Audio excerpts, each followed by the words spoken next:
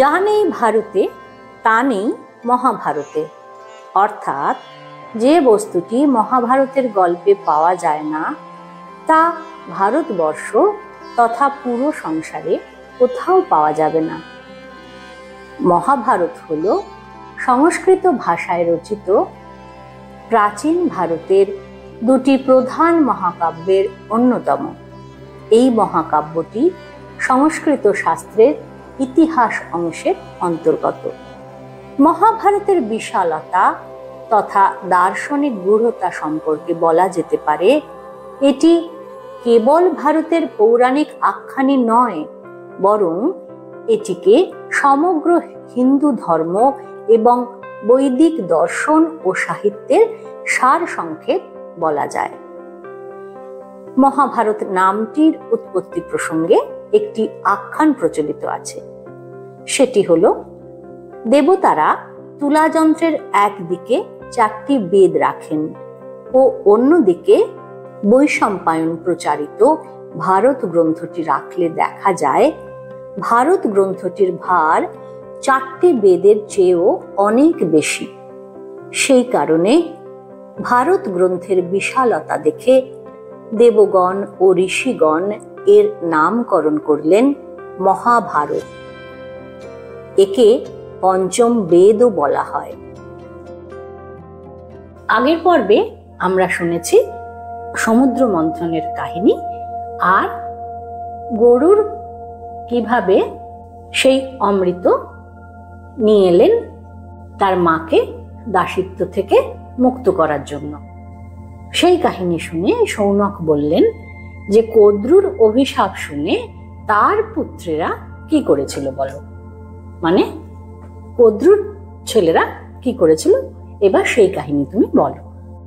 সৌতি বললেন, ভগবান শেষনাগ অনন্ত বা বাসুকি, তিনি ছিলেন কদ্রুর জ্যেষ্ঠ পুত্র, মানে সব থেকে বড় ছেলে।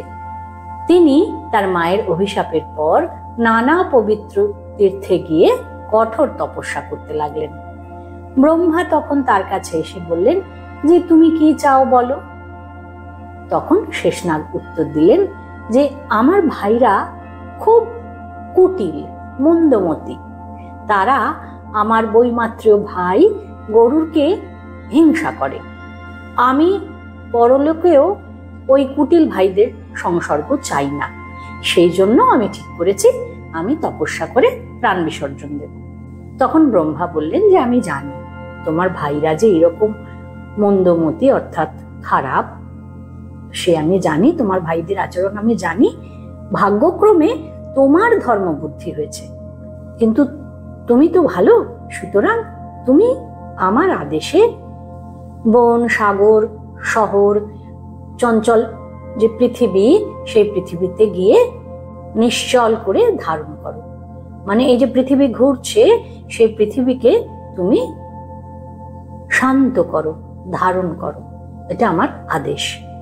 তখন শেষনাগ পাতালে গিয়ে তার মাথায় পৃথিবীকে ধারণ করলেন, আর ব্রহ্মার ইচ্ছায় গরুর তার সহায় হলেন। মানে ব্রহ্মা গিয়ে গরুরকে বললেন যে যাও তুমি শেষনাগকে গিয়ে সাহায্য করো। আর গরুরকে তো শেষনাগ ভালোবাসতেন, শেষনাগ তো এই জন্যেই তার ভাইদের সঙ্গে তার বিরোধ হয়েছিল না, যে তুমি কেন বা তোমরা কেন ওই বৈমাত্রেয় ভ্রাতা মানে বিমাতার সন্তান, অন্য আরেক যে মা তার ছেলে, সেও তো আমাদের ভাই, তার সঙ্গে কেন তোমরা হিংসা করছো। সেই জন্য তিনি নিজের ভাইদের পর্যন্ত ত্যাগ করেছিলেন, ধর্মের জন্য ত্যাগ করা। সেই জন্যই ব্রহ্মা গরুরকে বললেন যে যাও তুমি গিয়ে তোমার বড় ভাই শেষনাগকে সাহায্য করো। তখন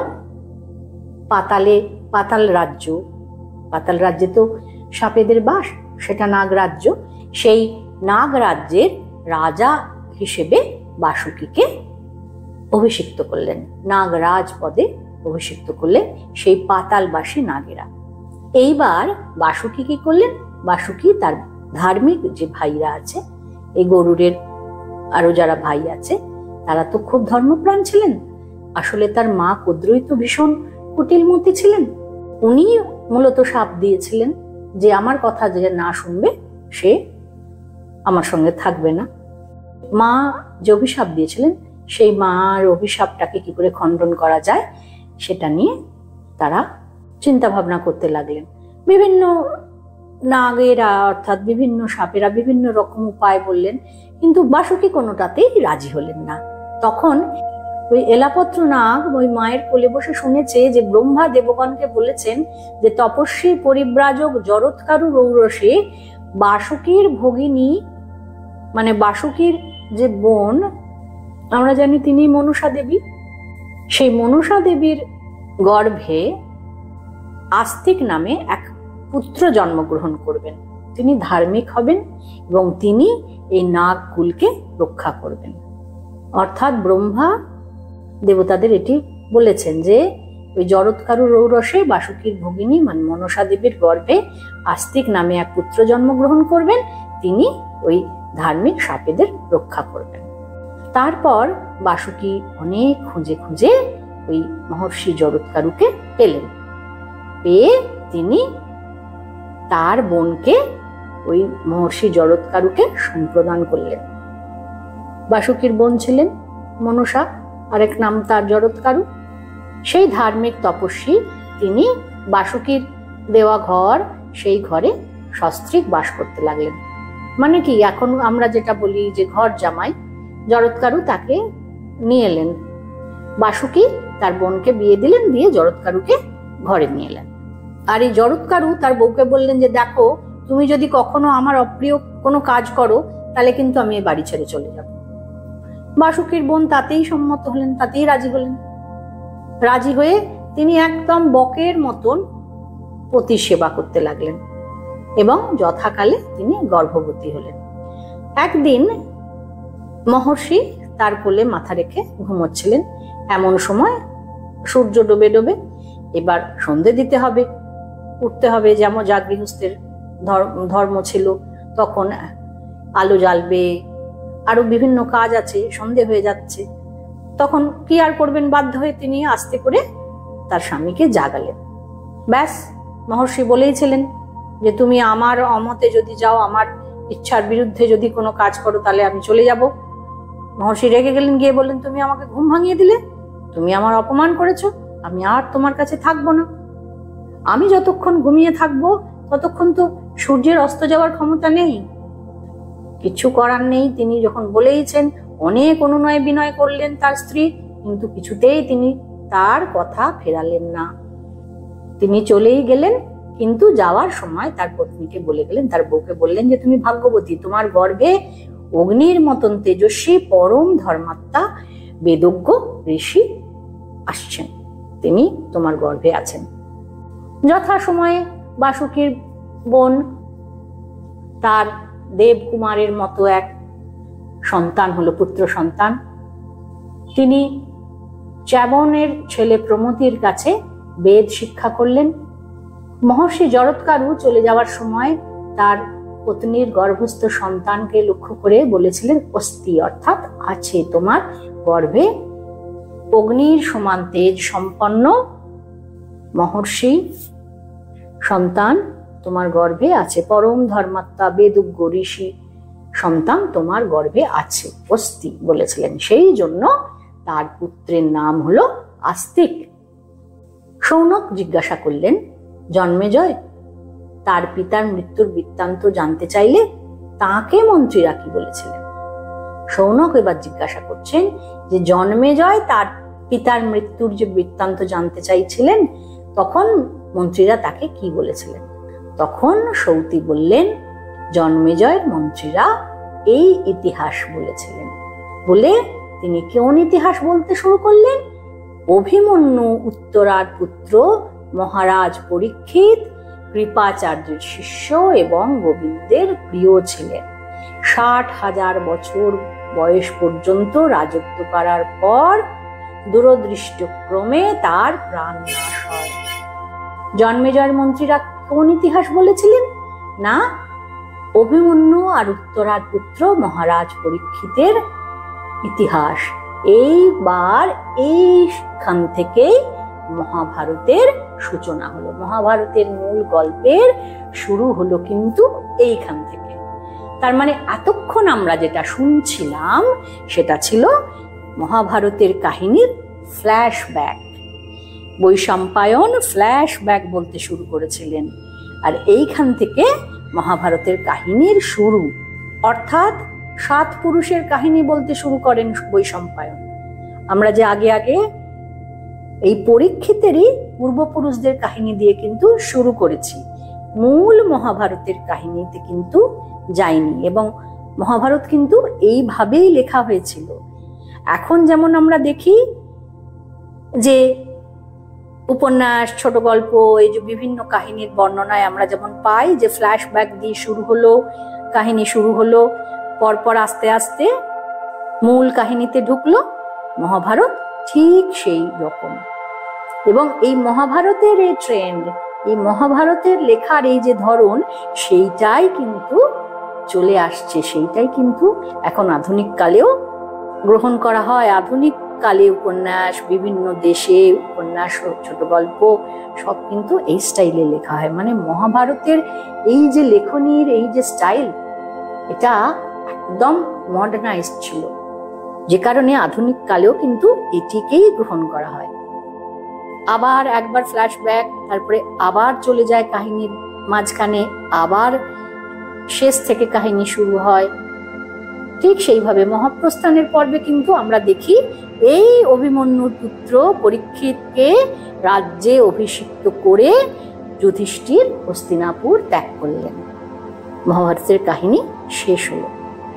আর এই শুরু কোথায়?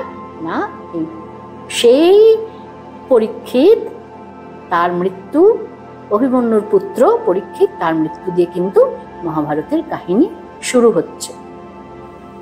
এরপর পরপর চলতে চলতে একদম যুধিষ্ঠিরের স্বর্গারোহণ, সেখানে গিয়ে মহাভারতের কাহিনী শেষ হচ্ছে। আবার পরীক্ষিতের মৃত্যু থেকে মহাভারত শুরু।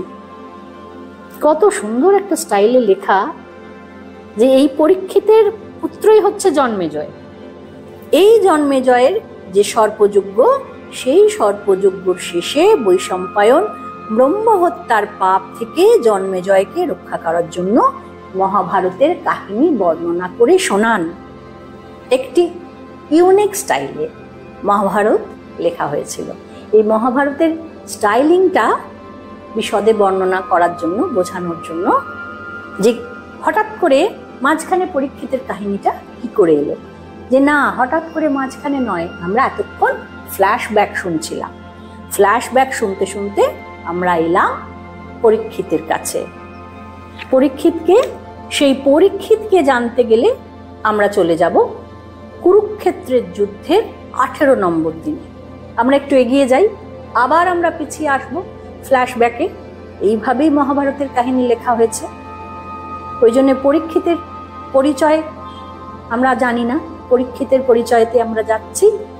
পরীক্ষিতের পরিচয় জানতে গেলে কি বললাম, আমাদের যেতে হবে কুরুক্ষেত্র যুদ্ধের 18 নম্বর দিনে। আমরা এগিয়ে যাচ্ছি, এতক্ষণ আমরা পেছনে শুনছিলাম, এবার আমরা হঠাৎ করে এগিয়ে চলে যাই কুরুক্ষেত্রের যুদ্ধের 18 নম্বর দিনে, যখন গদা যুদ্ধে ভীম দুর্যোধনের পুরুভঙ্গ করলেন।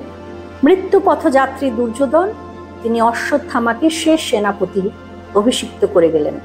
কৃপাচার্য কৃতবর্মাকে নিয়ে দেবাদিদেব মহেশ্বরের প্রসন্নতায় অশ্বত্থামা গভীর রাত্রিরে কি করলেন, দ্রৌপদীর 5 পুত্র আর ধৃষ্টদ্যুম্ন, এদের সবাইকে নির্বিচারে হত্যা করলেন। পরের দিন সকালবেলা দ্রৌপদী এই খবর পেলেন অশ্বত্থামার মৃত্যু। কৃষ্ণ, অর্জুন, যুধিষ্ঠির, ভীম এরা কি করলেন, অশ্বত্থামাকে মারবার জন্য ব্যাসদেবের আশ্রমে রওনা হলেন।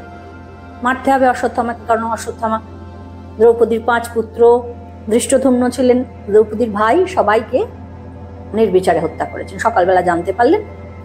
জানতে পেরে দ্রৌপদী বললেন যে আমি কিচ্ছু খাবো না, যতক্ষণ না তোমরা অশ্বত্থামাকে মারবে ততক্ষণ আমি কিচ্ছু খাবো না।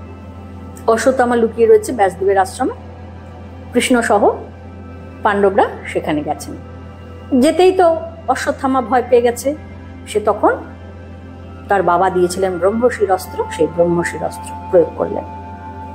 কৃষ্ণের পরামর্শ অনুযায়ী অর্জুনও তখন সেই ব্রহ্মশির অস্ত্র নিক্ষেপ করলেন। দুই দিক থেকে ব্রহ্মশির অস্ত্র এসে সমস্ত পৃথিবীকে জ্বালিয়ে ছাড়খাড় করে দেবে এমন অবস্থা।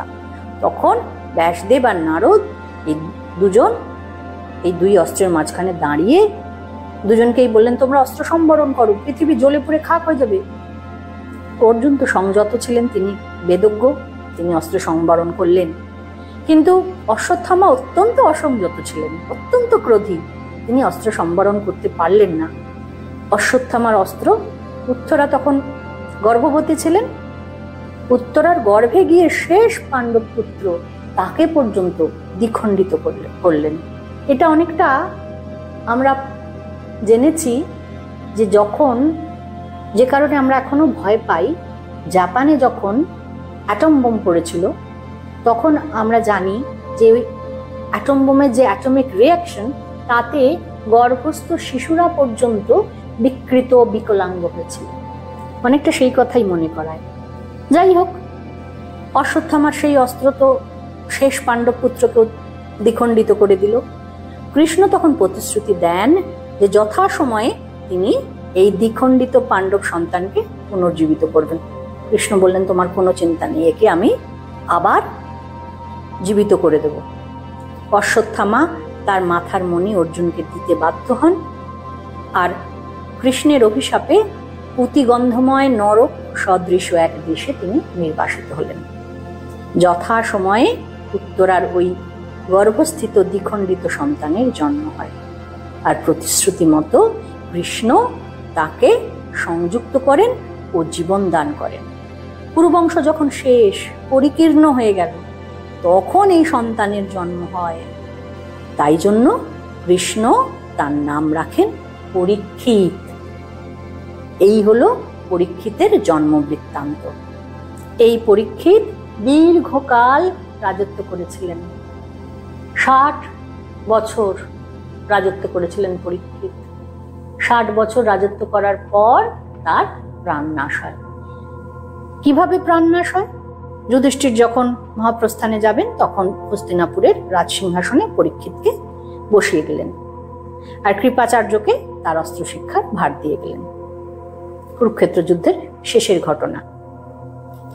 আস্তে আস্তে পরীক্ষিত যুবক হলেন, ধনুর্বিদ্যায় অসাধারণ পারদর্শী ছিলেন তিনি। প্রপিতামহ পাণ্ডুর মতন ধনুর্বিদ্যার তার খ্যাতি চারিদিকে ছড়িয়ে পড়ল। আর পাণ্ডুর মতোই পরীক্ষিত মৃগয়া করতে ভালোবাসতেন। একদিন পরীক্ষিত অনেকগুলো হরিণ মেরে বনের মধ্যে ঘুরে বেড়াচ্ছে। একটা হরিণকে দেখে তিনি তীর মারলেন, হরিণটা আহত হলো কিন্তু পড়ে গেল না। সেই অবস্থাতেই সেই হরিণটা অদৃশ্য হয়ে গেল। পরীক্ষিত তখন তার পেছনে ছুটতে লাগলেন। ছুটতে ছুটতে ক্লান্ত হয়ে গেলেন, জল তেষ্টা পেয়েছে। তখন পরীক্ষিত বনের মধ্যে এক মুনিকে দেখতে পেলেন। মুনি কতগুলো গরুর মধ্যে বসেছেন, আর বাছুরেরা গরুর বাঁটে মুখ দিয়ে দুধ খাচ্ছে। সেই সময় বাছুরদের মুখে প্রচুর ফেনা বেরোয়, যখন তারা দুধ খায় মায়ের বাটে মুখ লাগিয়ে, সেই সময় প্রচুর ফেনা হয়। আর ওই মুনি কি করছে, ওই ফেনাগুলোকে খাচ্ছে, ওটাই তার খাদ্য। পরীক্ষিত ক্ষুধার্ত, তৃষ্ণার্ত ওই মুনির কাছে গেলেন।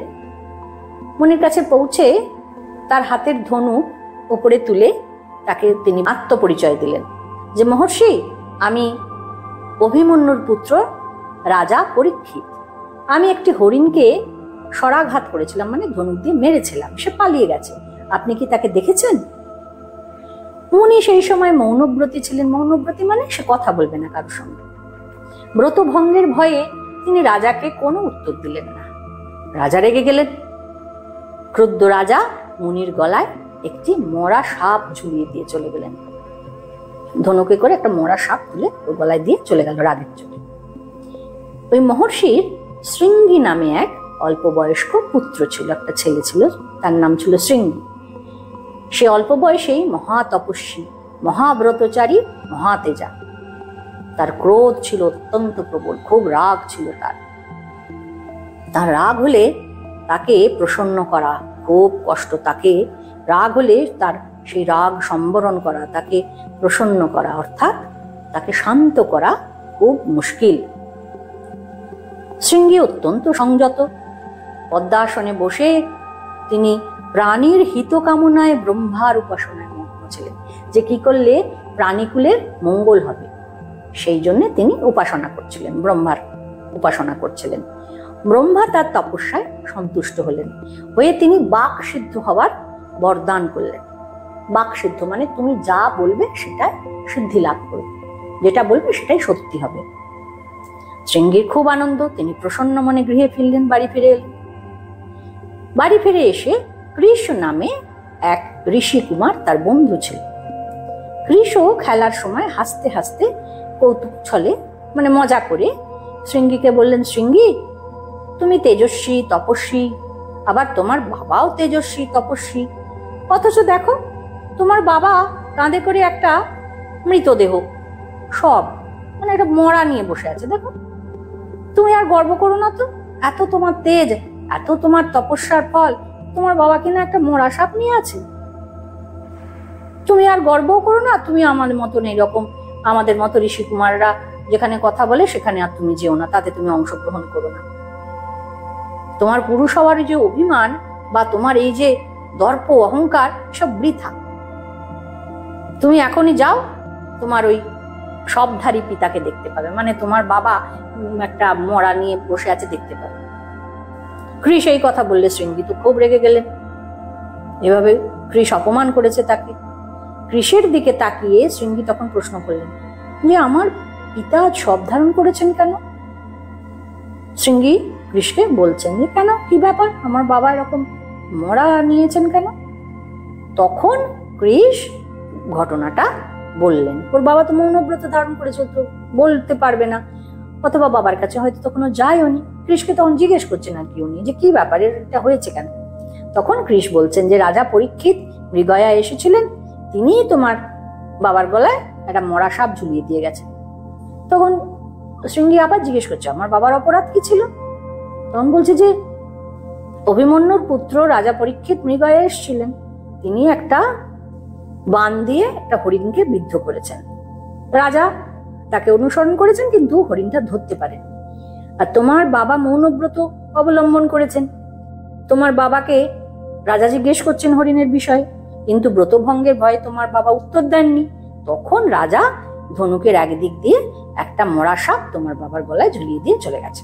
রাজা হস্তিনাপুর চলে গেছে, কিন্তু তোমার বাবা এখনো সেই অবস্থায় আছে। রাজা পরীক্ষিত তার বাবার গলায় মরা সাপ ঝুলিয়ে দিয়ে গেছে, এই শুনে শৃঙ্গী তো প্রচন্ড রেগে গেলেন। রেগে গিয়ে তক্ষুনি আচমন করে রাজাকে অভিসম্পাত করলেন। শৃঙ্গী বললেন যে আমার বৃদ্ধ পিতা তিনি অত্যন্ত কষ্টকর একটা ব্রত অবলম্বন করে রয়েছেন, এই অবস্থায় যে পাপিষ্ট রাজা তার গলায় ওই মরা সাপ ঝুলিয়ে দিয়েছে, আজ থেকে 7 দিনের মধ্যে তীক্ষ্ণ বিষ মহাতেজিয়ান ও অত্যন্ত ক্রোধী নাগরাজ তক্ষক আমার আদেশ অনুসারে ব্রাহ্মণের অপমানকারী কুরুকুলের গ্লানি সেই পাপিষ্ট রাজাকে জমালয়ে প্রেরণ করবে।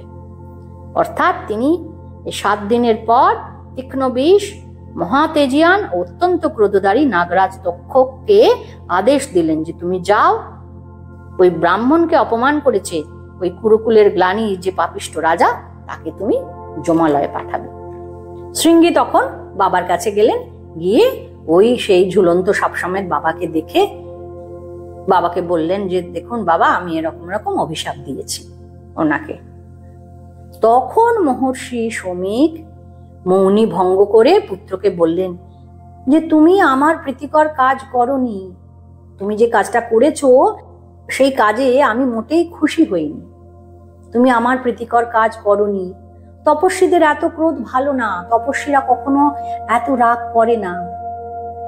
আমরা সেই রাজার রাজ্যে বাস করি, তিনিও ন্যায় অনুসারে আমাদের রক্ষা করেন, তিনি সর্বদাই তপস্বীদের পাশে থাকেন, সুতরাং তার বিপদ কোনো মতেই আমাদের বাঞ্ছিত নয়। বৎস, সর্বদা ক্ষমা করা উচিত, ধর্মকে নষ্ট করলে সে নিজেই নষ্ট হয়। রাজা যদি আমাদের রক্ষা না করতেন তবে কি আমরা সুখে ধর্মকার্য করতে পারতাম? পারতাম না। ধর্ম অনুযায়ী রাজা রক্ষা করেন বলেই আমরা সুখে শান্তিতে ধর্মকার্য করতে পারি। মহারাজ পাণ্ডু যেমন ব্রাহ্মণদের রক্ষা করতেন, রাজা পরীক্ষিত তেমনি আমাদের রক্ষা করেন। আমার ব্রতের কথা না জেনে অন্যায় কাজ তিনি করে ফেলেছেন। ভগবান মনু বলেছেন যে 10 জন রাজা বেদজ্ঞ ব্রাহ্মণের সমান, সুতরাং তিনি অভিসম্পাতের যোগ্য নন। তুমি চপলতা বশত অন্যায় অভিসম্পাত করছো। তখন শৃঙ্গী বললেন, পিতা, আমি হয়তো অবিবেচকের মতো কাজ করেছি, হয়তো আপনার অপ্রিয় কাজ করেছি, হয়তো আমার কাজ ন্যায়সঙ্গত হয়নি, পাপের কাজ হয়েছে, তবুও আমার অভিসম্পাত তো মিথ্যা হবে না। শমিক বললেন, পুত্র, আমি জানি তোমার অভিসম্পাত মিথ্যা হবে না। তুমি বালক, আবার তপস্যার বলে বলিয়ান, কিন্তু শাস্ত্র অনুযায়ী তুমি বয়স্ক হলেও শাস্তিযোগ্য। তপ বলে অধিক প্রভাবশালী হওয়ায় তপস্যার জন্য তুমি অনেক বেশি প্রভাবশালী হয়ে গেছো, তাই জন্যে তোমার রাগ অনেক বেশি। তুমি অল্প বয়স্ক, চপল, হঠকারী। অতএব তুমি আমার আদেশ অনুসারে বন্য ফলমূল আহার করো, তাতে তোমার ক্রোধ বিনষ্ট হবে, ধর্মহানি ঘটবে না। ধার্মিক লোক বহু দুঃখে যে ধর্ম লাভ করে, ক্রোধে তা সমূলে বিনষ্ট হয়, ফলে সে অভীষ্ট স্বর্গ লাভ করতে পারে না। তুমি ক্ষমা করতে শেখো, ক্ষমার দ্বারা তুমি জিতেন্দ্রিয় হতে পারবে। যাই হোক, তুমি যে অভিসম্পাত দিয়েছ তা আমি রাজা পরীক্ষিতকে জানিয়ে দেব। তোমার গোপন স্বভাব, অশিক্ষিত বুদ্ধিজাত অভিসম্পাত থেকে রাজাকে সদা সর্বদা সতর্ক থাকতে অনুরোধ করব। অর্থাৎ এখানে এই মহাব্রত মহাতপস্বী শমিক, তিনি অত্যন্ত সচ্চরিত্র তপস্বী ছিলেন। তিনি তার ছেলেকে সেই শিক্ষা দিলেন, ছেলেকে শিক্ষা দিলেন যে না, তুমি ঠিক কাজ করনি।